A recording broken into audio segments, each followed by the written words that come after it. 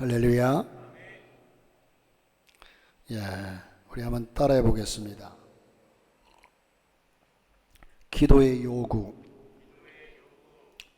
이 말씀을 다르게 표현한다면 하나님의 요구 내지는 기도 응답의 비결, 여러 가지로 얘기할 수 있는데, 여러분, 오늘 말씀은 야곱의 얘기입니다. 야곱이 마지막에 형을 만나는 그 장면을 우리는 보게 되는데, 성경을 가만히 보면 우리보다 훨씬 앞서간 선조들의 삶이 구체적으로 기록되어 있는데, 그분들의 삶을 하나하나 살펴보자면 그들이 살아간 세대가 다르고 문화가 다르고 모든 생활 자체가 달랐는데도 우리와 함께 살아간 세대, 여러분, 저들은 몇천 년 전에 살아갔고 지금은 우리는 몇천 년 후에, 몇천 년 전과 지금의 그 삶의 문화가 모든 것이 너무너무 달라요. 어제 제가 학생 예배를 마치고 식사를 잠깐 학생들과 같이 하고 나서 한 두 아이들하고 얘기를 나눴어요. 요즘 전화기가 얼마나 잘 되어 있습니까? 또 전화기 값도 각각 차이가 나요. 그래서 이건 비싸고 저건 좀 더 싸고 이런 차이도 났는데, 그 얘기를 하다가 제가 하나 물었어요. 너희들 전보에 대해서 아느냐고 그랬어요. 전보. 여러분, 전보가 뭔지 아세요? 어른들이야 당연히 알지만 젊은이들은 전보가 무슨 말인지 몰라요. 전보 왔다. 그래서 그 전보에 대해서 설명을 쭉 하고, 예를 들어서 나는 서울에 사는데, 이게 오산에 사는데, 시골에 예를 들어서 저희 아버님이 돌아가셨다. 그러면 아버님 돌아가신 사실을 제게 알려줘야 하는데, 바로 알려줘야 되잖아요. 3일 만에 장례 치르니까. 편지를 써서 보내려면 벌써 장례 치르고 난 뒤에 갈 것이고, 또 사람을 보내자니 여기까지 또 보낼 수도 없고, 이것저것 여러 가지 어려움이 많아요. 그래서 우체국에 가가지고 이젠 아버지 돌아가셨음 빨리 오기를 바람 하고 이렇게 써가지고 우체국에 주면, 그것을 가지고 오산에 있는 우체국으로 이젠 이렇게 전보를 전화를 하든 통신으로 이제 연락을 하면 오산 우체국에서 그것을 빨리 받아가지고 타이핑을 해서 그걸 4개로 이제 내 주소지로 전달해 주죠. 그러면 하루 만에, 아주 몇 시간 만에 이게 이제 내게 전달이 돼요. 그런 형식으로 서로 전하게 되었습니다. 급한 소식을. 그런데 그 이후에는 또한 전화를 할 때 어떻게 했느냐.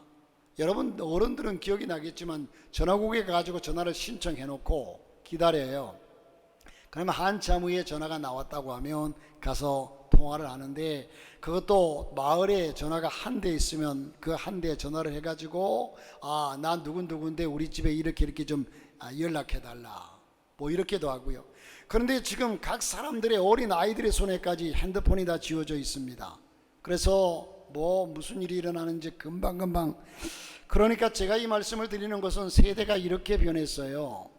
이렇게 변한 세대 속에 사는데, 지금 우리는 핸드폰을 만져도요, 60이 넘은 분들은 핸드폰을 만져도 그 핸드폰을 제대로 사용을 잘 못해요, 그 기능을. 그런데 젊은이들은요, 너무 잘 기능을 이해하고 잘 사용하고, 요즘은 태어나서 어린 아이들도 핸드폰을 왜 그렇게 좋아하는지 몰라요. 예쁜 인형이나 예쁜 장난감을 사줘도 그거 필요 없어요. 핸드폰. 그래서 뱃속에서부터 엄마가 핸드폰 만지니까 그거 좋아서 그거 배웠는지 어쨌는지는 모르지만, 어쨌든 우리는 생활 자체가 달랐는데도 이상한 것이 하나 있습니다. 그런데 수천 년 전에 살았던 그 사람들과 오늘을 살아가는 우리들의 삶이 공통점이 있는데 삶의 의미가 같다는 겁니다. 모양은 달라도 삶의 의미가 같습니다. 야곱과 에서의 얘기는 바로 오늘을 사는 우리들의 문제와 같은 의미를 가지고 있습니다. 그러면 오늘 본문의 야곱의 삶을 한번 살펴보기를 바라는데, 야곱은 자기의 인생을 자기 힘으로 어쨌든 성공시켜버리고 무던히도 애쓰던 사람 중에 한 사람이 야곱입니다. 아마도 야곱처럼 몸부림친 사람도 없었을 겁니다. 야곱에게 있어서의 에서의 문제는 평생 문제였습니다. 여러분, 야곱은 에서 때문에 전혀 행복하지 않았습니다. 아마도 야곱은 형 에서에게 컴플렉스를 가지고 있었던 것 같아요.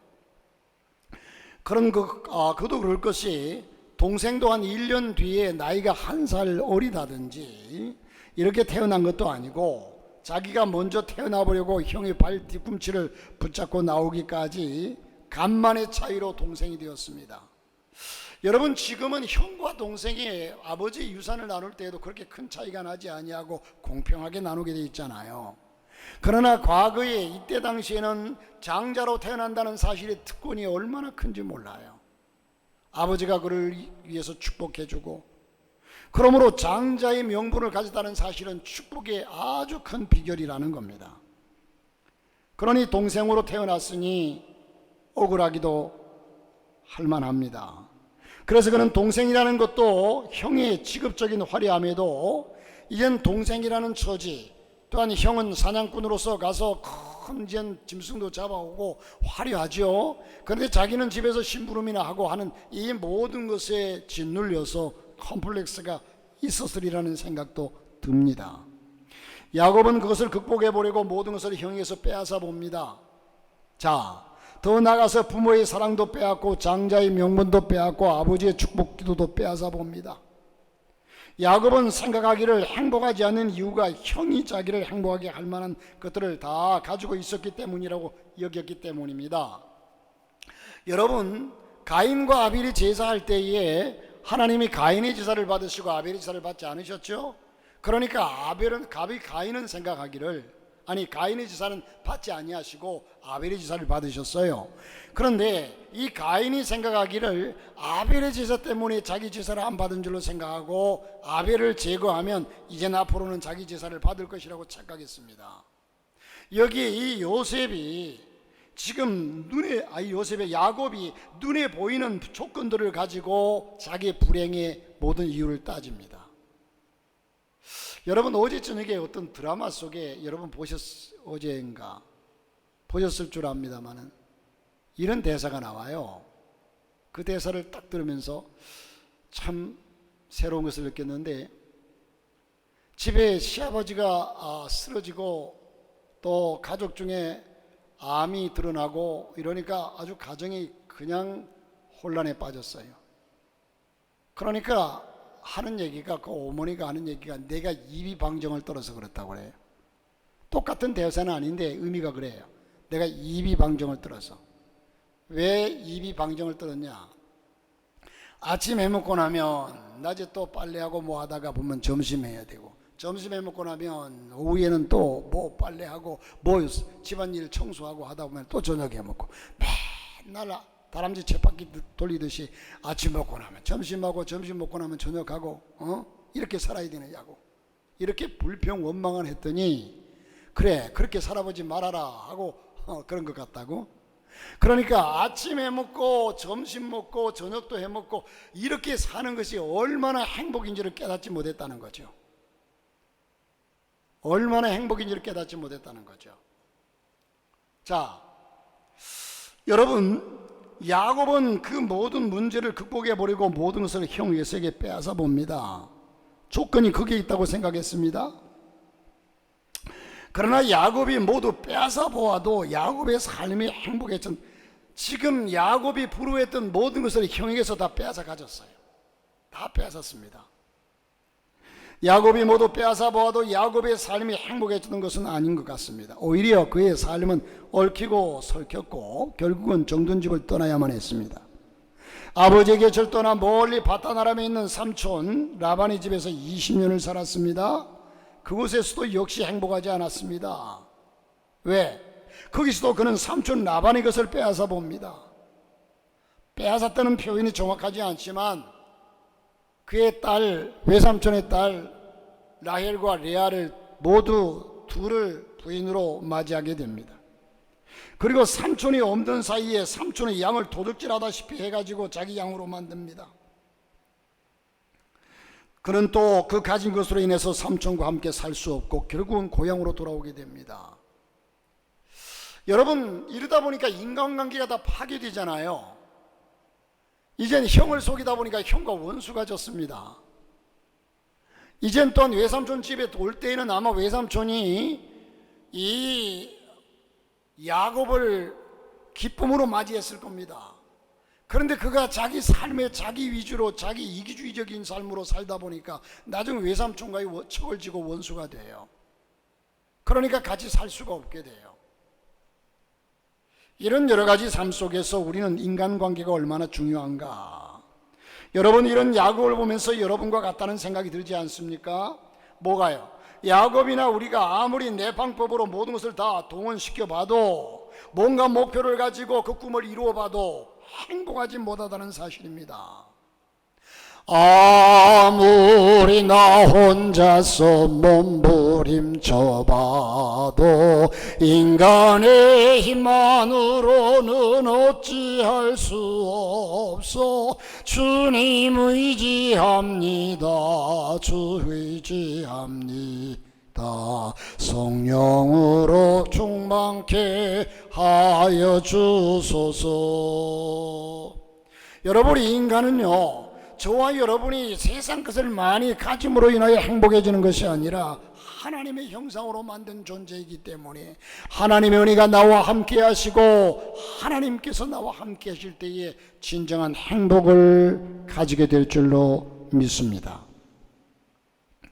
그런데 지금까지 자기 방법으로 해결해 보려고, 아니 행복해 보려고 몸부림치던 야곱이, 그는 한순간도 행복하지 않았어요. 야곱을 보세요. 야곱의 삶이 한순간이라도 행복했는지.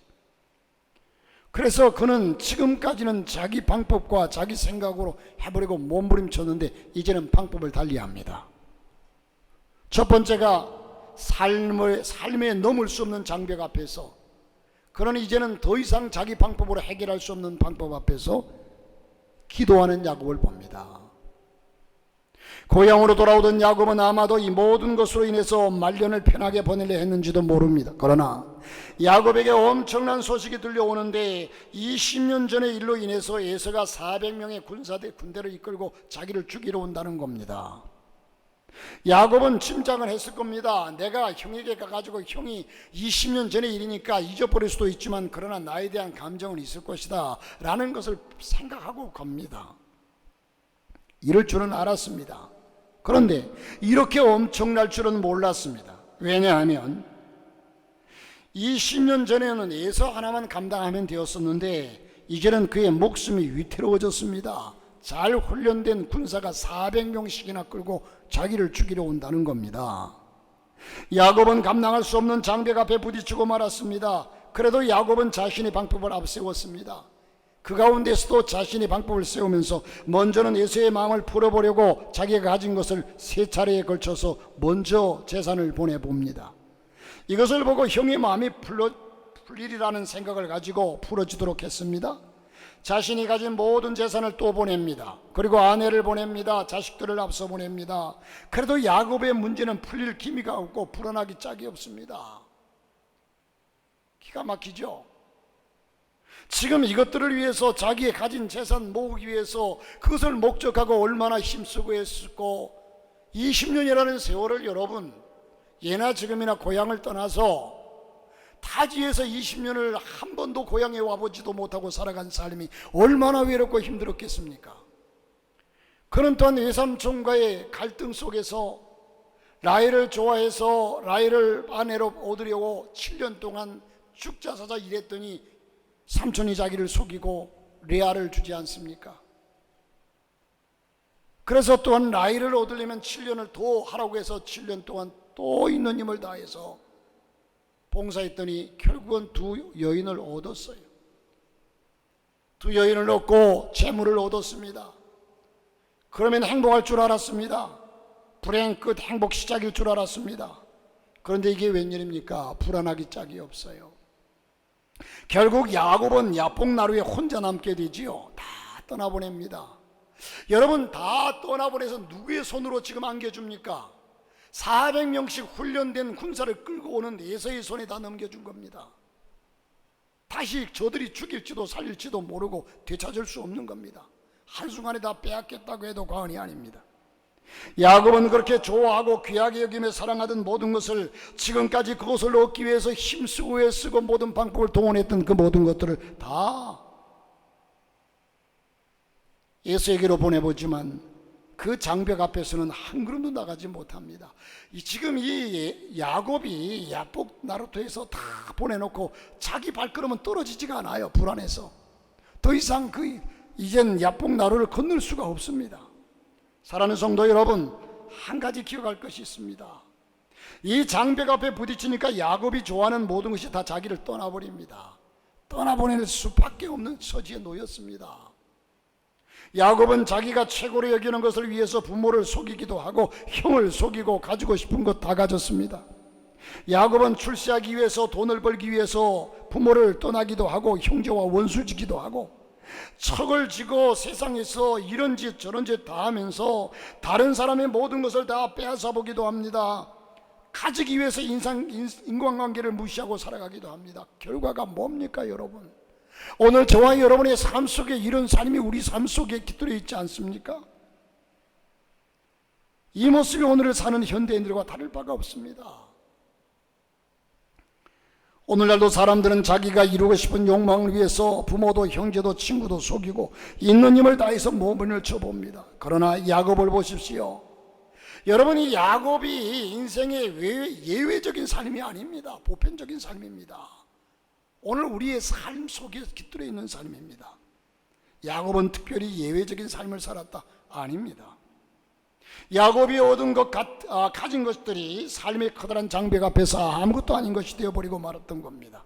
바로 이 땅에 많은 사람들이 이것을 경험합니다. 회사에서 사회에서 이만큼 직급이 높으니 안심해도 될 거야 할 때 무너지는 건강 앞에 아무것도 아니라는 것을 느끼게 됩니다. 달려가 보지만 아무것도 아닌 겁니다. 야곱이 그러했습니다. 홀로 남은 야곱은 기도의 씨름을 합니다. 야복 나루를 도저히 건널 수 없어 기도하기 시작합니다. 이젠 마지막에는 하나님밖에는 자기가 살 길이 없다는 사실을 깨닫고 하나님을 붙잡게 됩니다. 그가 야복강을 왜 못 건너갑니까? 여러분, 야곱이 물이 많아서 못 건너갑니까? 그가 힘이 없어서 건강치 못해서 못 건너갑니까? 걸을 수 없어서 못 건너갑니까? 아닙니다.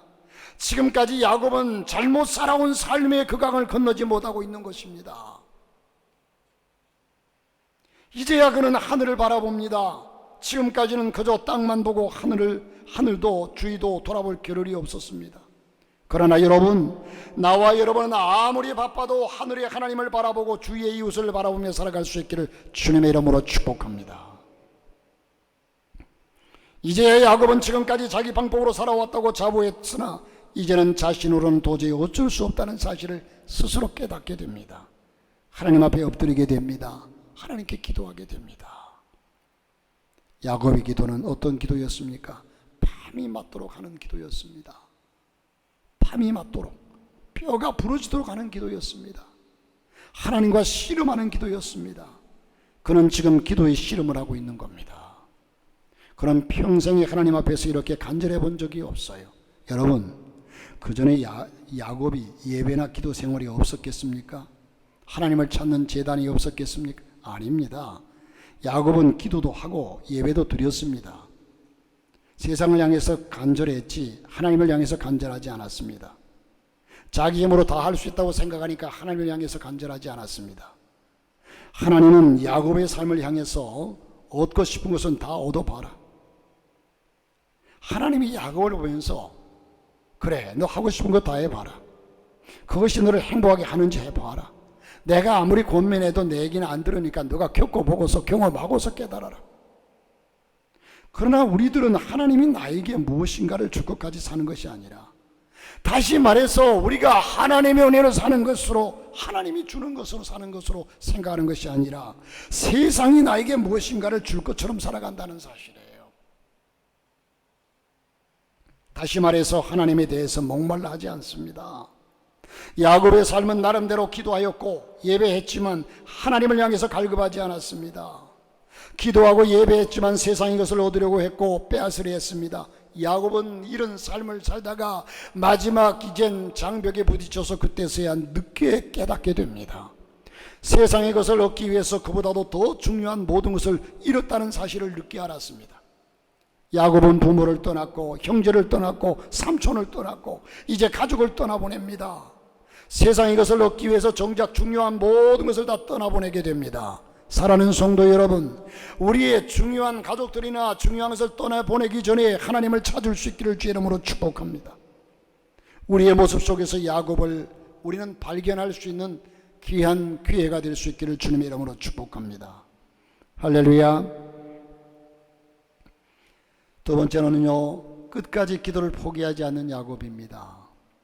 야곱은 평생 처음으로 하나님 옆에 간절합니다. 하나님, 나를 살려주세요. 모든 것을 떠나보내지만 지금 나는 살 수 없습니다. 나를 살려주세요. 이때의 야곱의 절박한 기도는 가히 상상할 수 없을 정도로 하나님께 부르짖어 기도합니다. 여러분,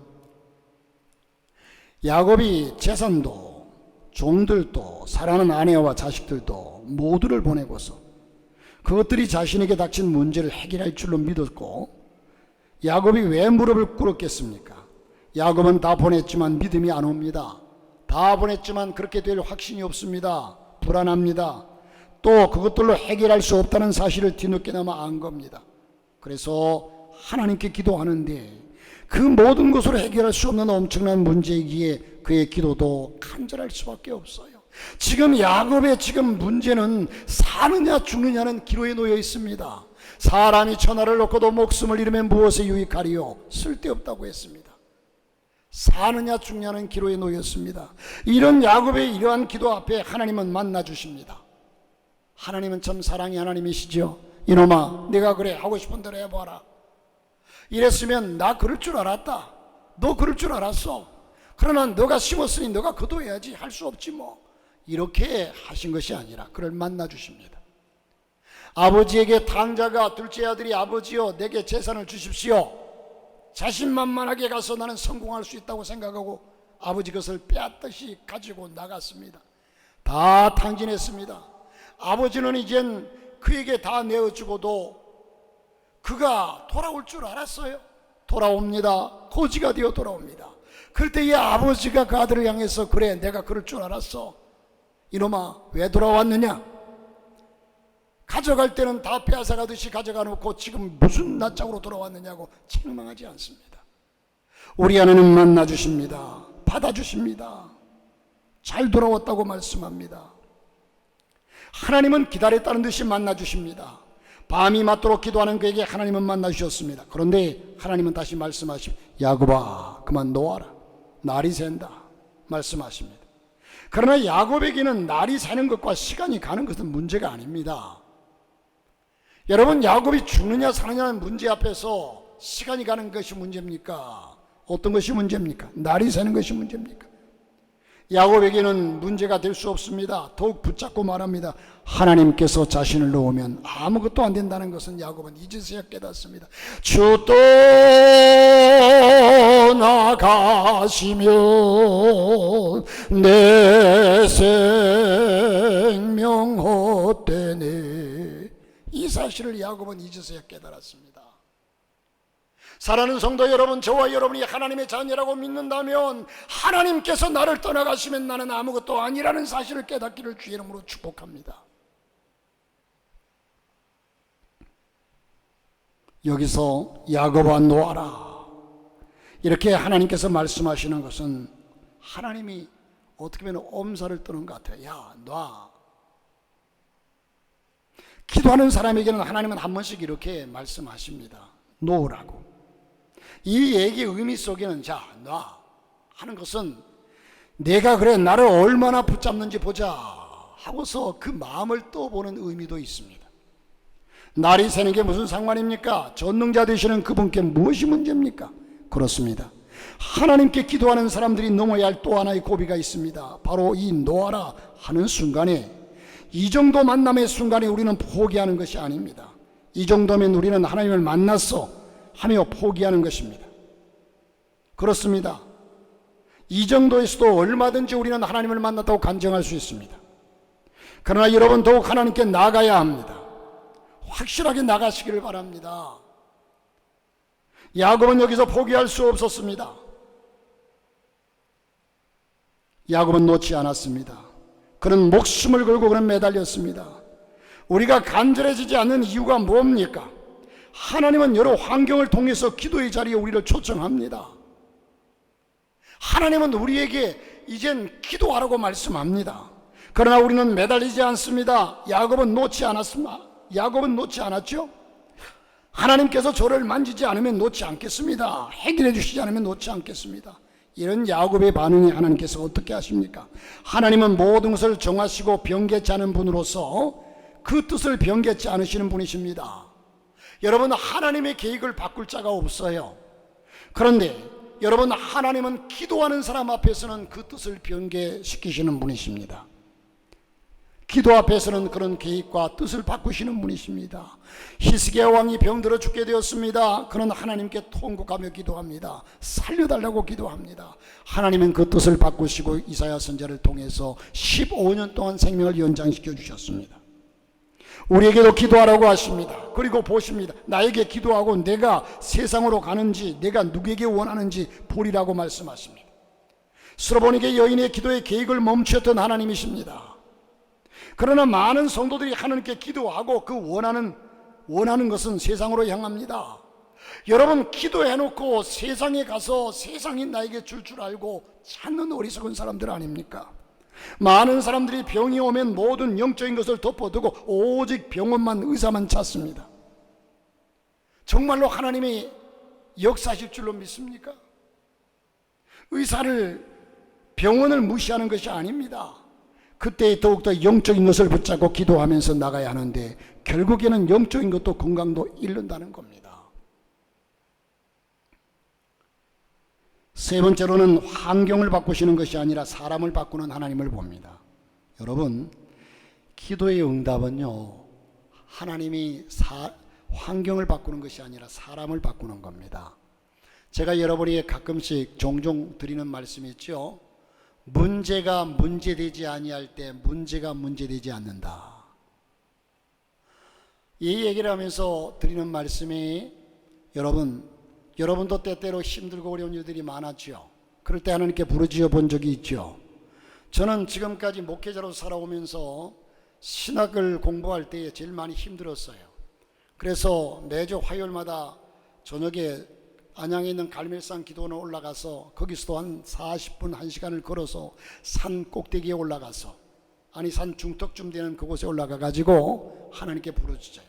올라갈 때는 이젠 2학기 등록금을 어떡하나, 누가 도와줄 사람도 없고 가진 것도 없고 어떡하나, 이제 그만해야 되나, 힘이 빠지고 걱정과 근심 속에 터벅터벅 올라가서 밤새 하나님께 새벽 5시까지 부르짖습니다. 저녁 10시쯤 올라가면 새벽 5시까지 찬송하며 기도하고 찬송하며 기도하고 찬송하며 기도하고 울고불고 하나님께 부르짖어요. 하나님, 엘리야의 하나님, 나의 하나님, 나를 붙잡아 달라고, 나를 불쌍히 여겨 달라고 부르짖고 나면 새벽에 이젠 그렇게 기도하고 내려오는 발걸음은요, 주와가 올라갈 때 찬송은 보편적으로 나는 갈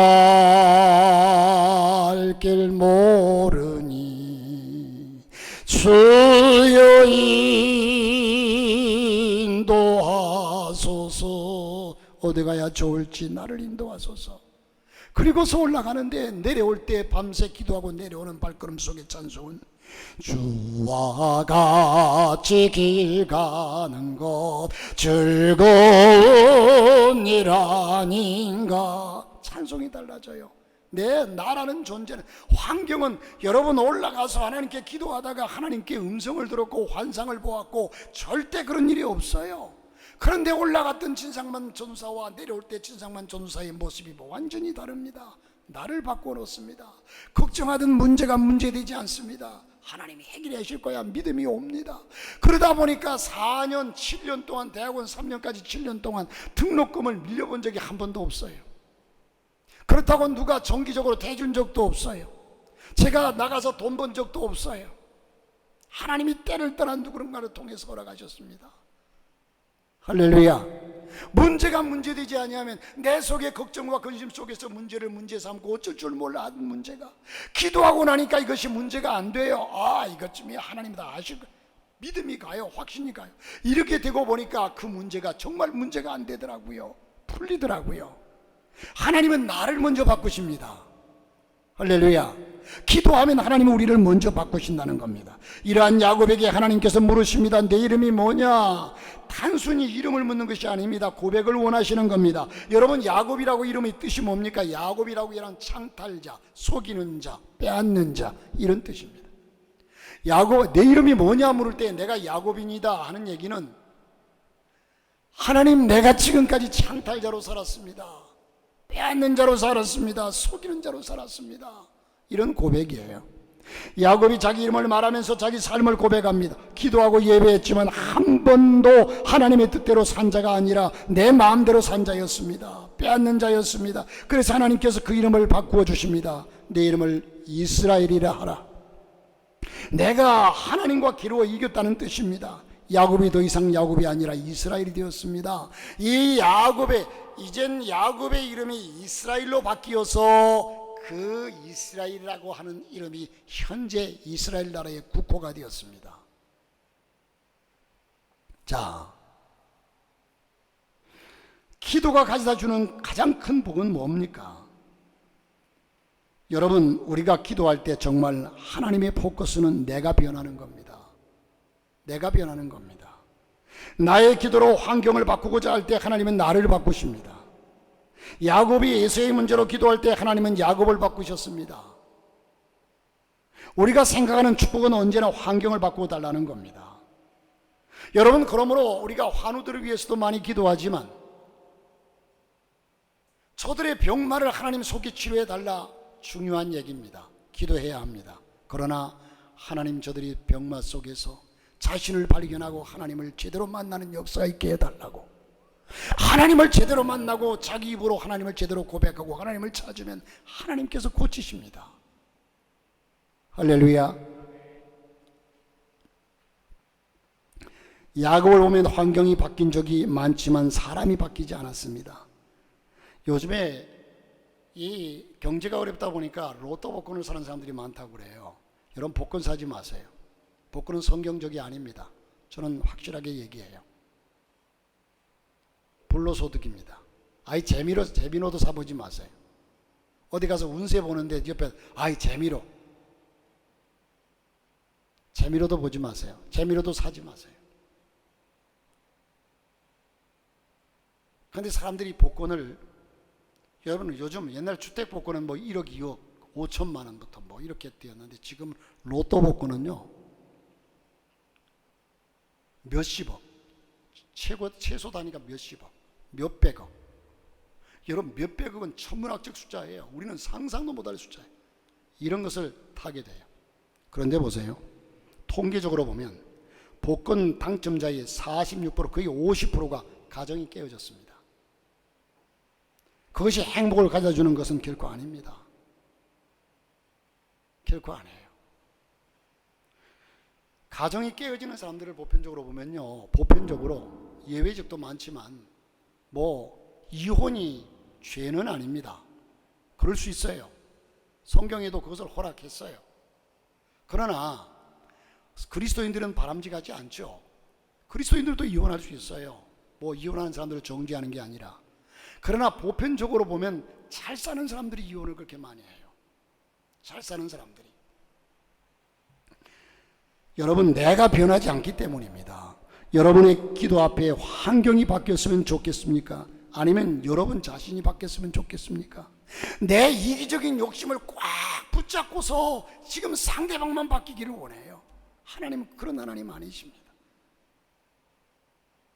내가 먼저 손 내밀지 못하고 내가 바뀌면 상대방이 바뀝니다. 저는 나이가 들면서 지금 와가지고 집사람하고 이젠 쭉 살아오면서, 집사람은 글쎄요, 이런 얘기하면 팔불출일지 모르지만 변함이 없는 것 같아요. 저를 향한 그 남편에 대한 뭐 책임이나 모든 것들이 변함이 없어요. 요즘에 그런데 지금에 와서 이제서야 조금 제가 느끼는 게 참 고맙다. 예전에는 당연한 줄 알았는데 지금은 참 고맙다. 참 감사하다. 이런 생각이 이제 나이가 드니까 조금씩 들어져요. 여러분, 당연한 거 아닙니다. 당연한 거 아니에요. 참 고맙다, 참 감사하다. 그런데 지금까지 일찍이 내가 이 고마운 것을 알았더라면 더 오히려 내가 행복했을 텐데, 내가 고맙다고 느끼니까 내가 행복해요. 상대방에게 잘해주는 것은 둘째 문제고 내 마음이 행복해요. 아, 참 고맙다, 참 감사하다. 내가 행복해져요. 여러분, 하나님께서 내 욕심과 나의 모든 것은 꽉 붙잡고 나는 손해보지 않으려고 붙잡고 있으면서 그 환경까지 바꾸어서 나를 부자되게 해달라, 나를 좋게 해달라. 하나님은 나를 변화시키기를 원하십니다. 할렐루야. 하나님은 지금 이 절박한 속에 기도하는 야곱을 바꾸셨습니다. 자, 겁없이 야복강을 건넙니다.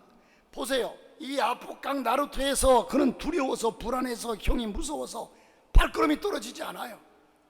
자기가 알 수 있는 방법을 다 취하고도 자기 발걸음이 떨어지질 않아요. 가면 죽을 줄 알아요. 죽을 수밖에 없어요. 그러니까 이제는 하나님께 붙잡고 하나님께 막 기도하고 났더니 자기 스스로 이젠 발걸음이 떨어지면서 자신 있게 건너갑니다. 자신 있게 건너가요. 누가 떠민 게 아닙니다. 야곱의 문제가 해결되었습니까? 환경이 바뀌었습니까? 그러나 야곱은 무슨 마음인지 에서를 만나러 갑니다. 야곱이 에서를 만나러 간 것이 아니라 이스라엘이 에서를 만나러 간 겁니다. 내가 바뀌어 만나면 문제가 아닙니다. 여러분, 부부간에도 형제간에도 성도간에도 내가 내 자신을 처복종시켜 내가 바뀌면 상대방이 문제가 안 돼요. 할렐루야. 이게 그리스도인의 비밀입니다. 성경의 비밀입니다. 그런데 내가 살아서 상대방을 바꾸려고 하니까 안 되죠. 내가 바뀌면 됩니다.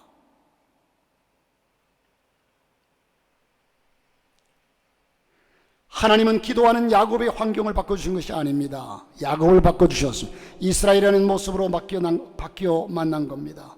우리가 직분을 받아 사역을 감당해도 왜 어렵습니까? 바뀐 모습으로 하지 않았기 때문입니다. 사역을 감당해도 무엇을 해도 야곱이라는 이름으로 가면 문제이고 부딪히지만 변화된 이스라엘의 이름으로 가면 문제가 되지 않습니다. 변화된 야곱, 그가 어떻게 되었습니까? 30절을 보면 그가 기도하던 자리가 어떤 자리입니까? 야복 나루입니다. 그곳은 위기의 장소입니다. 그런데 이름이 바뀝니다. 분이엘이라고 바뀝니다. 그 뜻은 하나님의 얼굴이라는 뜻입니다. 바로 하나님을 만난 겁니다. 위기의 장소가, 절망의 장소가 바로 하나님을 만난 장소로 변합니다. 여러분, 지금 위기입니까? 절망적인 순간입니까? 하나님께 나아가면 지금 바뀔 것입니다. 분이엘이 될 것입니다. 바울과 시라는 감옥에서 분이엘을 보았습니다. 사드락과 메삭과 아벤노고는 풀무불 가운데서 분이엘을 보았습니다. 기도가 가져다 주는 간절한 요구는 내가 바뀌는 겁니다. 그래서 기도할 때 하나님 나를 바꿔달라. 때로는 저도 강단에서 막 때를 따라서 한 번씩 기도하고 그냥 눈물 나고 몸부림칠 때는요, 하나님 나를 변화시켜 달라고, 나를 변화시켜 달라고. 그래서 우리 그리스도인들이 내가 변화되어서 정말 하나님의 사람답게 살아가면 세상 사람들이 우리를 보고 하나님을 쫓아오게 돼 있어요. 어떤 분이요, 주일날만 되면 깨끗하게 한복을 입고 차려입고 교회로 옵니다. 그러니까 이제 못 살던 시대에 어떤 분이 그를 바라보니까 참 너무 부러워해요. 그래서 그 깨끗하게 차려입고 교회 가는 그분을 물어봤더니, 아니 매주 한 번씩 이렇게 깨끗하게 차려입고 어디를 가십니까? 교회를 간다고. 교회가 어떤 곳인데 저렇게 깨끗하게 차려입고 저렇게 아름다운 모습으로, 천사의 모습으로 교회를 갈까? 그래서 저도 좀 데려가 달라고. 그래서 전도를 했대요. 자, 여러분, 시각이 변하는 것입니다. 내 시각이. 기도가 가져다 주는 간절한 요구는 내가 바뀌는 것인데, 내가 바뀌고 나서 만난 에서를 바라보니까 형 에서가 하나님의 얼굴같이 보였다고 했습니다. 형 에서가 귀신 같아서, 사탄 같아서 무서워 부들부들 떨면서 만날 수 없었는데, 기도하고서 내가 바뀌고 나니까 그 에서가 천사처럼 하나님의 얼굴처럼 보이더라는 겁니다. 할렐루야. 형님을 통해서 나를 만나시고 다듬어 가신 하나님을 만난 겁니다. 내가 달라지면 여러분이 말하는, 여러분 때문에가 덕분에로 바뀌어요. 요셉을 볼까요? 요셉이 형님들 때문에 팔려가지고 그 숱한 고난을 겪었습니다. 그랬다면, 요셉이 바뀌지 않았다면 내가 형님들 때문에 얼마나 많은 고생을 한 줄 아십니까? 무슨 낯짝으로 여기 오셨습니까? 이러면서 형들을 죽였을지 몰라요. 그런데 요셉이 바뀌고 나니까 형들의 모든 잘못은 다 사라지고 형님들 덕분에 내가 이곳에서 총리가 되었나이다. 할렐루야. 이게 그리스도인의 모습이에요. 예? 상대방의 잘못된 것을 따지고 들고 그것 때문에 내가 상하고, 이게 아니라 오히려 그것이 화가 되어서 나를 복이 되어서 전화위복되는, 그래 나는 그러지 말자, 내가 새 사람으로 거듭나는 거죠. 여러분, 그러므로 때문에가 아니라 덕분으로 바뀌는 역사가 있기를 바라고, 여러분 환경이 바뀐다고 여러분이 바뀌는 것이 아닙니다. 내가 안 바뀌면요, 사람이 현실에 만족하지 못하는 사람은 천하를 다 줘도 만족하지 못한다고 그랬어요. 그러나 내가 바뀌고 나면 초막이나 궁궐이나 내 주 예수